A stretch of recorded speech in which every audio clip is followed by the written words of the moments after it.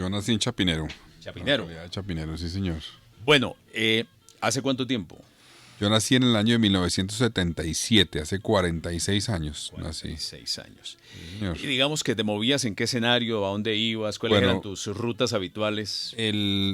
los primeros 12 años de vida, pues todo estaba alrededor del colegio, el pedagógico, el Instituto Pedagógico Nacional, que es el colegio de la Universidad Pedagógica, un colegio público donde estudiamos, yo estudié ahí 9 años, eh, y un colegio muy particular, la verdad, porque muy especial, es donde se formaban los maestros, en cierta forma, de que después estudiaban pedagogía en la Universidad Pedagógica, un colegio que tenía personas de todos los sectores de Bogotá, de todos los sectores de la ciudad, y eso pues fue tal vez la razón que llevó a mis padres a que nos matricularan en ese colegio. Y le digo una cosa, una calidad muy especial de la educación pública, que me ayudó mucho en la vida después. Yo enfrenté retos pues en términos educativos por tener que irnos del país, cambiar de sistema educativo, etcétera. Pero la base que me dejó esa educación pública de Bogotá fue fundamental para poder enfrentar esos retos en la academia y en la formación que tuve después. Entonces yo me movía sobre todo alrededor del colegio. El colegio queda en la 127 abajo de la 11, usted sabe más o menos. El colegio originalmente era la 72, Ahí es donde está la donde universidad. está la Universidad Pedagógica, pero pasó a raíz de un temblor muy fuerte que hubo en Bogotá en los años 60, no recuerdo el año, pero tuvo que haber sido alrededor del año 65 más o menos, que se dañó la estructura del colegio, lo trasladaron a ese sitio en la 127. Yo recuerdo que no había prácticamente nada. Cuando yo estaba en el colegio, estaba Unicentro, porque Unicentro fue inaugurado, yo creo que en el año, usted me recordará, pero esto tuvo que haber sido en el año 77, 78 más o menos Sí, yo Unicentro, creo que el centro está por esa por esa época, sí. época, y era casi lo único que había alrededor de esa zona en esa época. No había prácticamente nada más. Yo recuerdo alrededor de ese colegio, eran todos potreros. Ya hoy día, pues eso es en la mitad de la ciudad.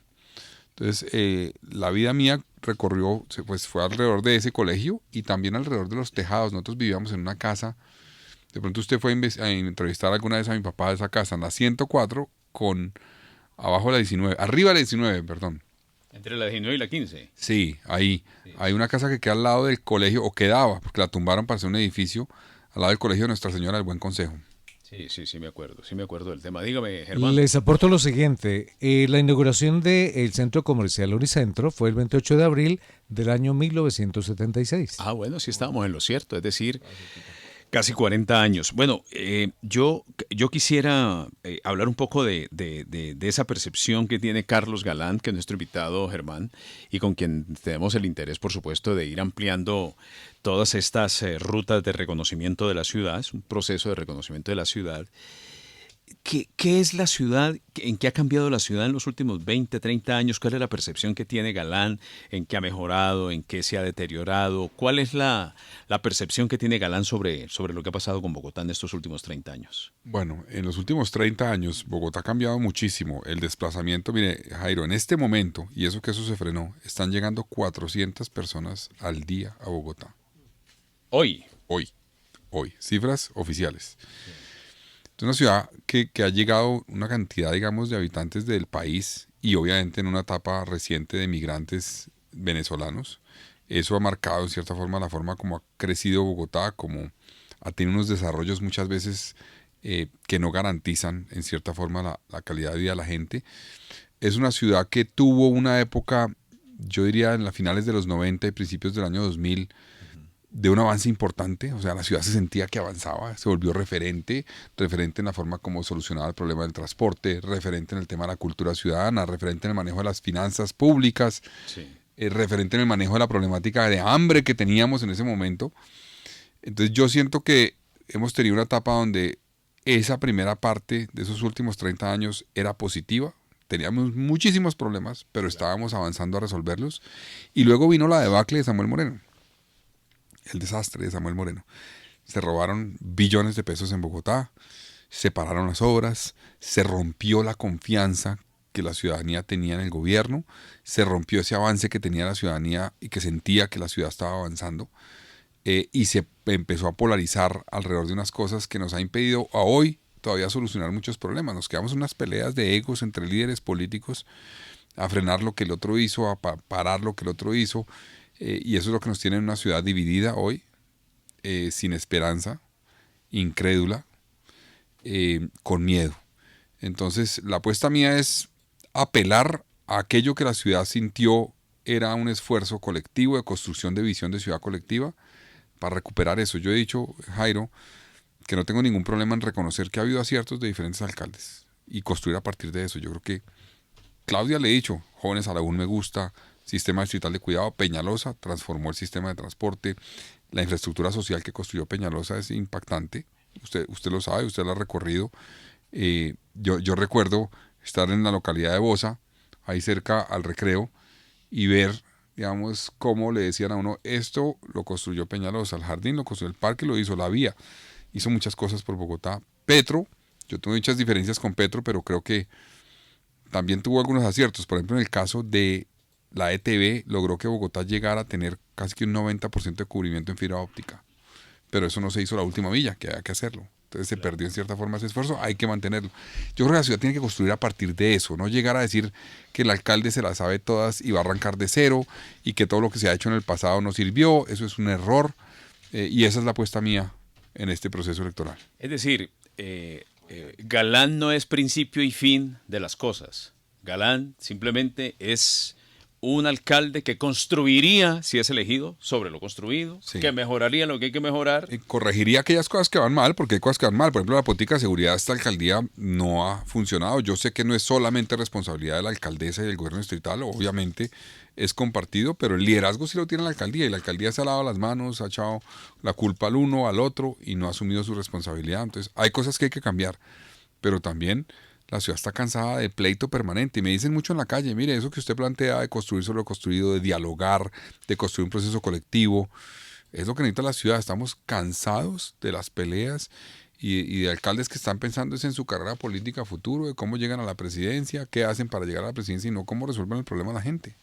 Eso se puede interpretar, y así lo han interpretado algunos sectores de la opinión, como, digamos, la posición cómoda de no asumir posiciones, es decir, de alguna manera de ser como el Fajardo de la política bogotana. ¿Qué le dice usted a quienes piensan que usted está tomando por el camino fácil de no asumir posiciones y de simplemente acomodarse frente a los reparos o los requerimientos de un sector o de otro sector político que aspira a manejar los destinos de Bogotá? Eso tendría sentido si uno no asumiera posiciones, pero yo, por ejemplo, soy crítico de la alcaldesa en muchos frentes. Creo que ha fallado en el manejo de las basuras, no solamente porque seguramente el esquema tiene un problema, pero también particularmente porque no ha ejercido control. Sí. Creo que ha fallado en la vigilancia a las obras, de manera dramática. No puede ser que llevamos 4 años prácticamente con muchas obras prácticamente abandonadas.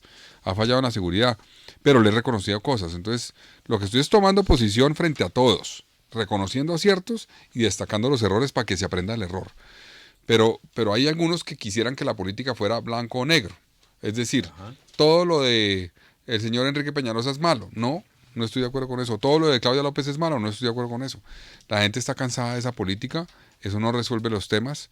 Y yo no tendré problema en destacar lo bueno, pero en criticar con contundencia lo malo. Es más, lo que hago es asumir posición, pero posición seria, sustentada, y no una posición ideológica, que es lo que nos tiene jodidos en decir, no, todo lo de Pepito es malo, entonces no voy a apoyarlo, y la ciudad pues está pendiente de soluciones.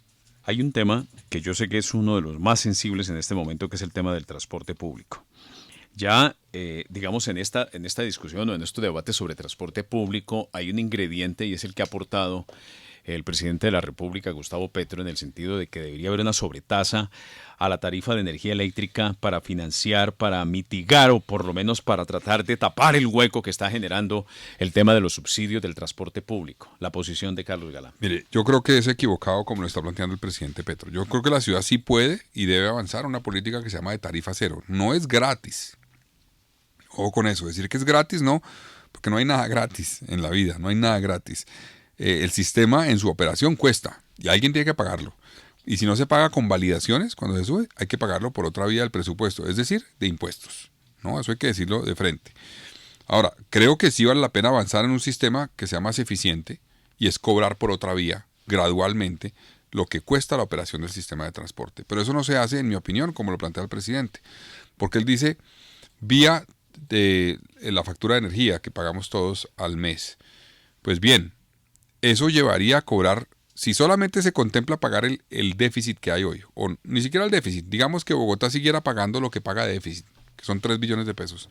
El restante son casi otros 3 billones de pesos que paga la ciudadanía con las validaciones.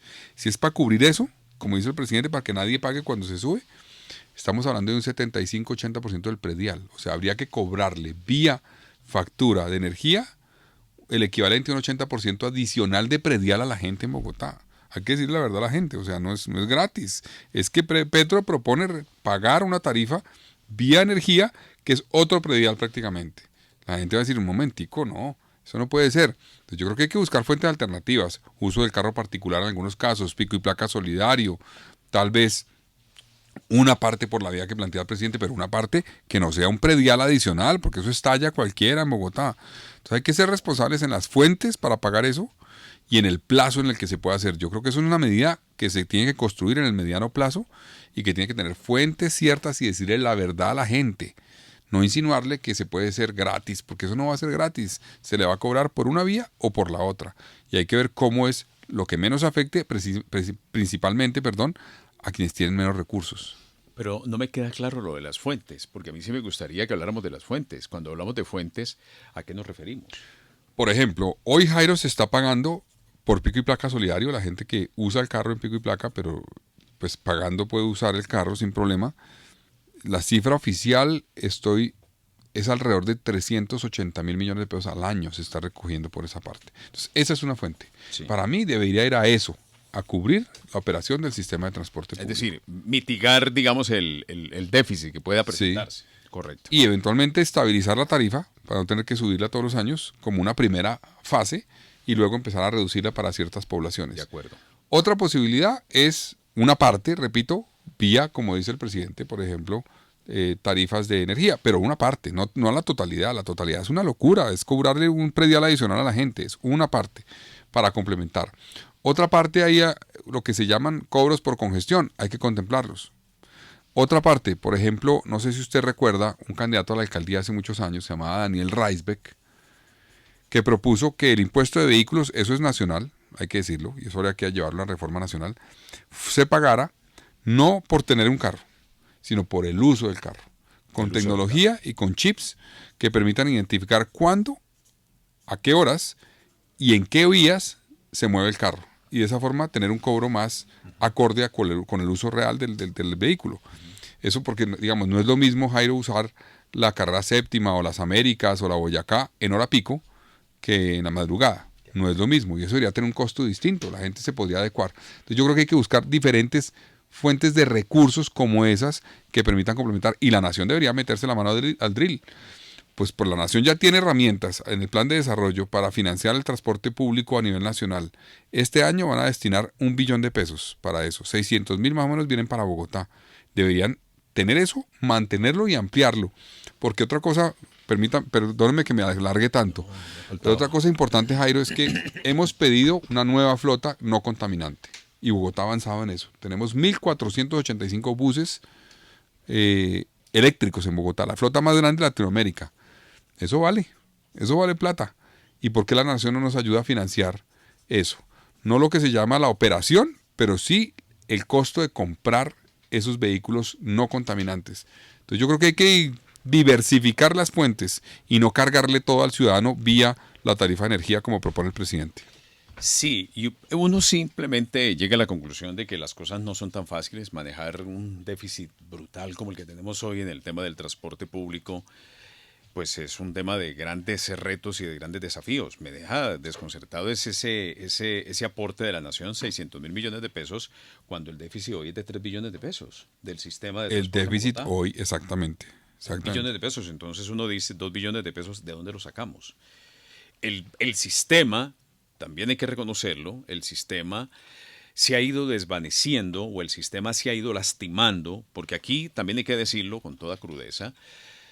Yo sé que seguramente habrá candidatos que proponen platillos voladores para Bogotá, pero seamos realistas. Bogotá tiene una apuesta y es una apuesta por el sistema de carriles exclusivos, ojalá, que si Carlos Galán es el alcalde de Bogotá, mejore el tendido de las troncales para que esas troncales sean troncales de buena calidad, que no tengan tanto bache, que no tengan tanto hueco, que en algunos casos se acometan, por ejemplo, obras importantes. Hay cruces que necesariamente tendrían que ser cruces a desnivel para poder agilizar el flujo del transporte público en Bogotá.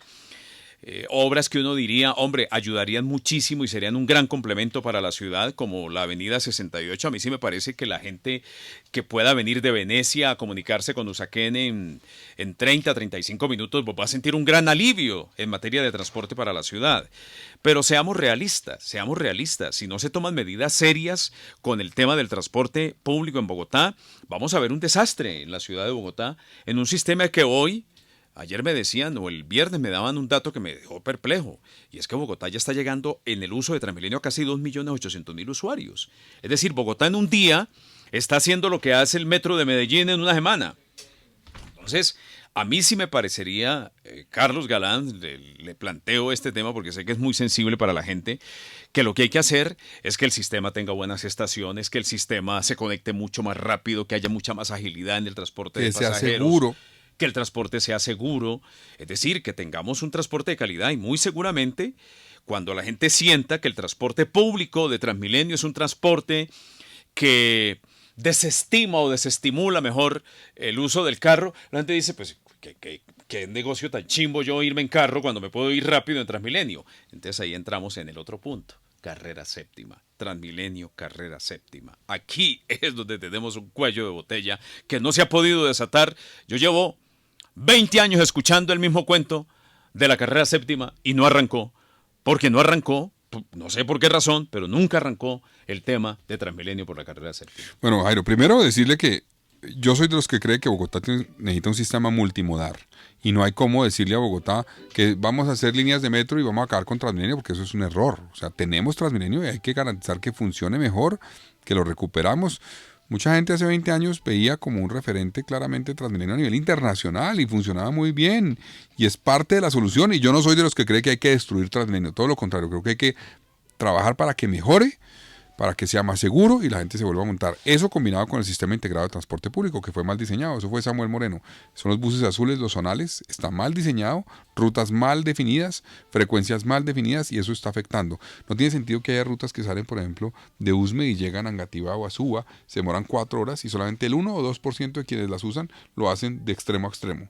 Esas rutas tienen que conectarse con el resto del sistema de transporte, con el metro, con Transmilenio y ser como alimentadoras del metro y de Transmilenio. Eso tiene la clave. Entonces yo le voy a apostar a eso. Y en el corredor verde de la séptima, mire, yo creo que se requiere una solución para la gente del norte de Bogotá, Lijacá, Santa Cecilia, El Codito, Suedritos, y eso se necesita y es fundamental hacerlo. Ahora, entiendo la crítica de algunos sectores por eliminar el carril mixto en el corredor de la 100 hacia el sur. Eso es un error. No hay sustento técnico para decir que la circunvalar o la 11 va a poder absorber esa demanda.